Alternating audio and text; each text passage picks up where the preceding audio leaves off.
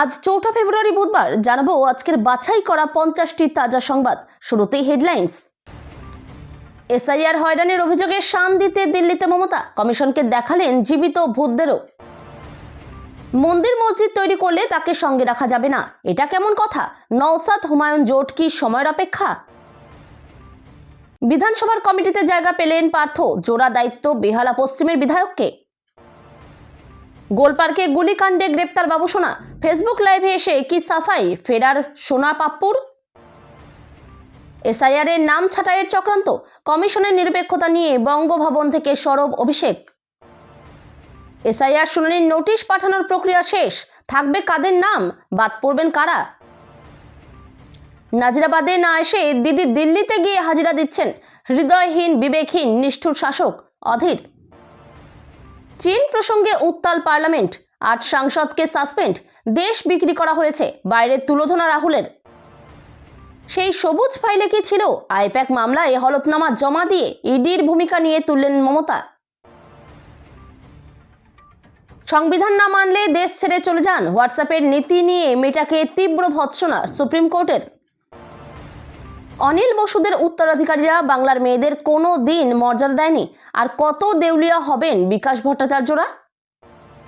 বাচ্চা ছেলেও বুঝবে আপনি মিথ্যে বলছেন। আইপ্যাক মামলা নিয়ে মমতাকে তীব্র আক্রমণ শুভেন্দুর। বিধায়ক হতে চান সেলিম, জোটে মরিয়া হয়ে হুমকি দিচ্ছেন, বিস্ফোরক অভিযোগ কংগ্রেস মুখপাত্র অশোকের। ছাগল নিয়ে হাজির এসআইআর ক্যাম্পে, খাসির গলায় ঝোলানো বোর্ডে লেখা আমার বাবা হারু শেখ। বিধানসভায় শাসক দলের বিধায়কদের সারিতেই আপাতত আসন পেলেন হুমায়ুন কবির, কাদের মাঝে বসলেন?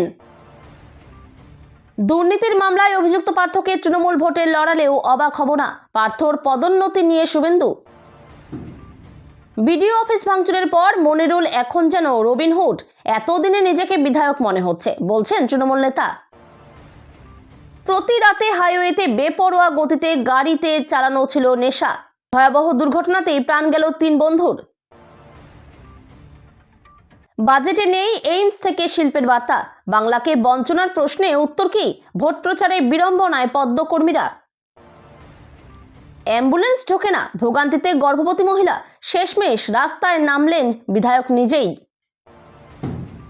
নির্বাচনের মুখে গোষ্ঠীদ্বন্দ্বে জেরবার বিজেপি, জেলা সভাপতির বিরুদ্ধে বিস্ফোরক আইটি সেলের সহ ইনচার্জ। ফের খাদে বাস পড়ে গেল উত্তরাখণ্ডে, অন্তত 3 জনের মৃত্যুর খবর এসেছে। ভোটের আগেই অ্যাকশন মুডে ইডি, একযোগে 10 জায়গায় হানা, টার্গেট কারা? বাংলায় শত শত ভোটারের অভিভাবক এক, সুপ্রিম কোর্টে হলফনামায় জানালো কমিশন। পশ্চিমী ঝঞ্ঝায় রাজ্যে ফের হাওয়া বদলের পূর্বাভাস, মাঘের শেষ বেলায় সপ্তাহভর জাকিয়ে শীত। কে সীমা খান্না, অভিষেকের পর মমতার মুখেও একই নাম, ইনি নাকি এসআইআর থেকে বাদ দিচ্ছেন নাম। কয়লা পাচারেও জড়িত থানার ওসি, পুলিশের বাড়িতে ইডির হানা, রয়েছে আরও 8 জনের নাম। বিধানসভায় বাজেট অধিবেশনে পার্থ হুমায়ুনের জন্য কোন আসন নির্ধারিত? ধিক্কার ধিক্কার, মোদি শাহের সামনে দাঁড়িয়ে লোকসভায় স্লোগান তৃণমূল সাংসদ কল্যাণ তাহেরের, কি কারণে?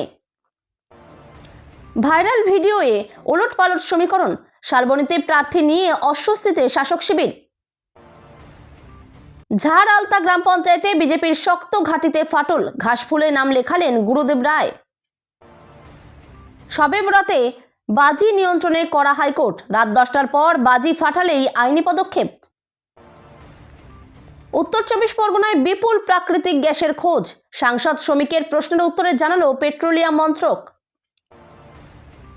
এসআইআর নিয়ে ক্ষোভ, হয়রানি বন্ধের দাবিতে মালদা জেলা প্রশাসনিক ভবনে তৃণমূল প্রতিনিধি দল। শিলিগুড়ি থেকে বুলেট ট্রেন, 3 ঘন্টারও কম সময়ে পৌঁছানো যাবে বারাণসী।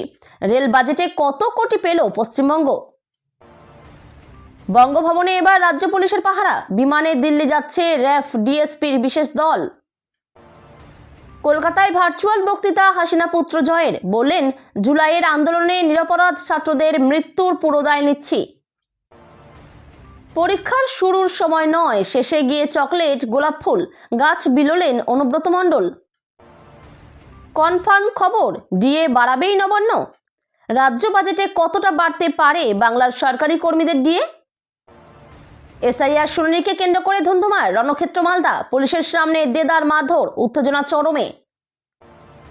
এতক্ষণ শুনছিলেন আপনারা সংবাদ শিরোনাম, এবার শুনবেন বিস্তারিত। জীবিত নিজের পায়ে হেঁটে দিল্লিও গিয়েছেন তারা, অথচ সেই জীবিতরাই মৃত কমিশনের নজরে। এবার সেই সমস্ত জীবিত ভূতদের নিয়েই দিল্লির চাণক্যপুরীর নয়া বঙ্গভবনে সাংবাদিক বৈঠক করলেন মুখ্যমন্ত্রী মমতা বন্দ্যোপাধ্যায় ও ডায়মন্ড হারবারের সাংসদ অভিষেক বন্দ্যোপাধ্যায়। কমিশনের বিরুদ্ধে হয়রানির অভিযোগে শান দিতে এই ভূতদের নিয়ে দিল্লিমুখী হয়েছে তৃণমূল। বঙ্গে এসআইআর শুরু হওয়ার পর থেকেই লাগাতার কমিশনের বিরুদ্ধে অভিযোগ তুলে সরব হয়েছে রাজ্যের শাসক দল। সাধারণ মানুষকে হয়রানি করা হচ্ছে বলেও অভিযোগ তোলা হয়েছে। এবার সেই অভিযোগকে সামনে রেখেই দিল্লি গিয়ে প্রতিবাদ জানালো তৃণমূল। মঙ্গলবার এসআইআর ভুক্তভোগীদের পরিবার, এসআইআর আতঙ্কে মৃতদের পরিবার ও এসআইআর চাপে নিহত বিএলওর পরিজনদের নিয়ে সাংবাদিক বৈঠক করেন মমতা। পাশেই ছিলেন অভিষেক।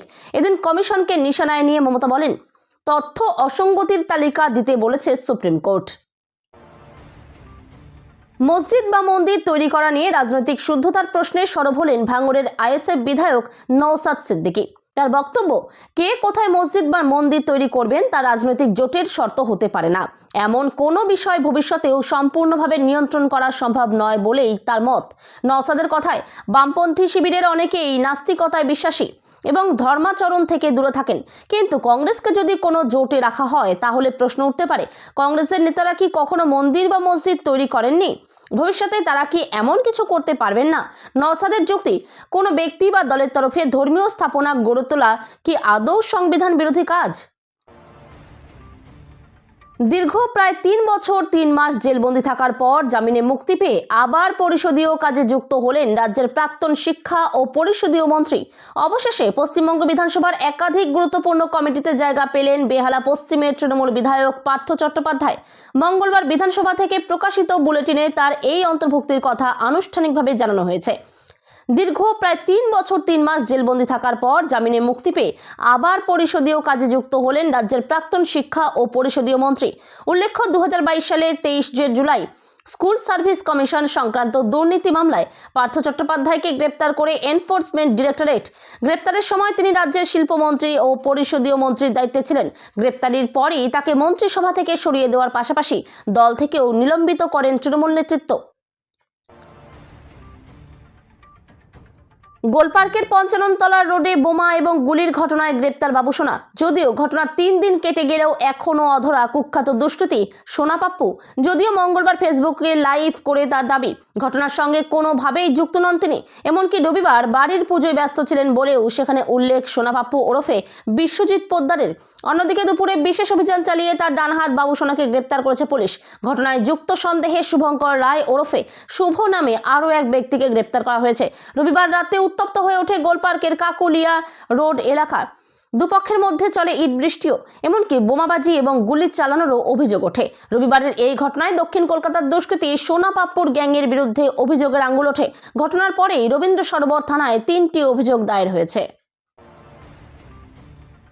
দিল্লির বঙ্গভবনে সাংবাদিক বৈঠক থেকে এসআইআর ইস্যুতে নির্বাচন কমিশনের নিরপেক্ষতা নিয়ে বড় প্রশ্ন তুলে দিলেন তৃণমূলের সর্বভারতীয় সাধারণ সম্পাদক অভিষেক বন্দ্যোপাধ্যায়। তার অভিযোগ, সবটাই করা হচ্ছে একটি বিশেষ উদ্দেশ্য সামনে রেখে।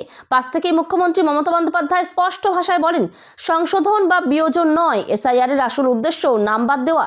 এদিন সাংবাদিকদের মুখোমুখি হয়ে অভিষেক জানান, এসআইআর প্রক্রিয়ার বিরোধিতা করছে না তৃণমূল, কিন্তু যেভাবে তাড়াহুড়ো করে গোটা কাজটি করা হচ্ছে তা নিয়েই আপত্তি। তার কথায়, চাপের মুখে একাধিক বিএলও আত্মহত্যা করতে বাধ্য হয়েছেন, শতাধিক মানুষের মৃত্যু হয়েছে বলে খবর। এর দায় কে নেবে? এর কাজ তো সময় নিয়েও করা যেত, নয় কি? ভোটার তালিকায় বিশেষ নিবিড় সংশোধন প্রক্রিয়ার শুনানি পর্ব প্রায় শেষ পর্যায়ে। সব ঠিক থাকলে 7ই ফেব্রুয়ারি চূড়ান্ত তালিকা প্রকাশ করবে জাতীয় নির্বাচন কমিশন। 1 ফেব্রুয়ারির মধ্যে ভোটারদের কাছে নোটিশ পৌঁছে দেওয়ার সময়সীমা ছিল। যাদের শুনানি হয়ে গিয়েছে তাদের তথ্য 2 তারিখের মধ্যে কমিশনের পোর্টালে আপডেট করার সময়সীমাও পেরিয়েছে।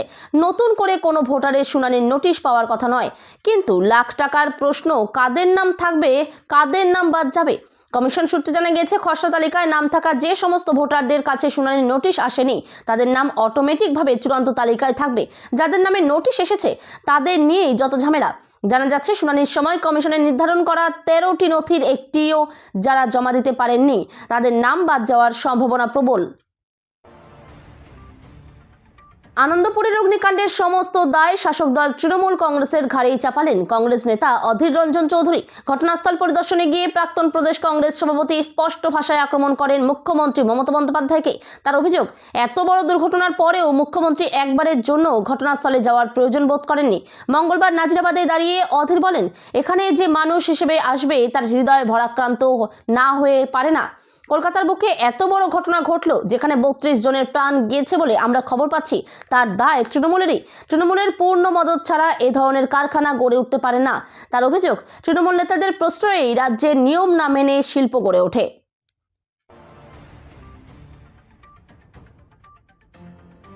বাজেট অধিবেশনের দ্বিতীয় দিনেই ফের অচলাবস্থা। লোকসভায় মঙ্গলবার কার্যত যুদ্ধক্ষেত্রের ছবি।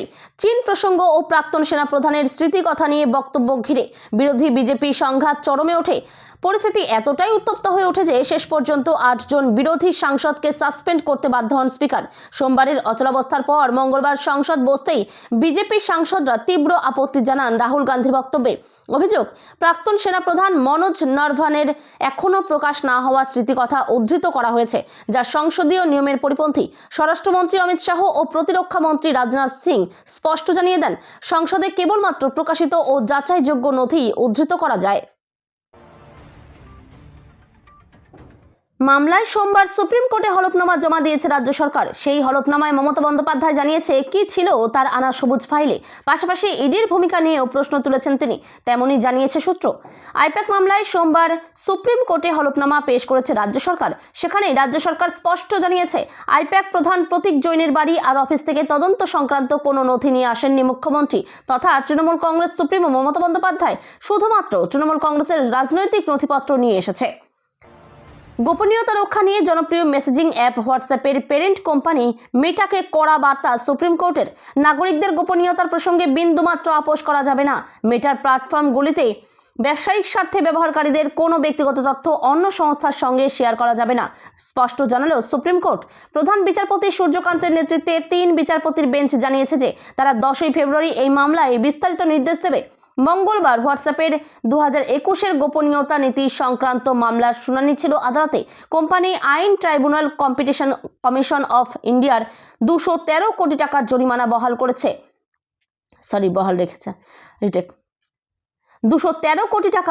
বহাল রেখেছে। প্রসঙ্গত, বিজ্ঞাপনের উদ্দেশ্যে ইউজারের তথ্য শেয়ার করার বিষয়ে সিসিআই এর পক্ষ থেকে পাল্টা আবেদন করা হয়েছিল।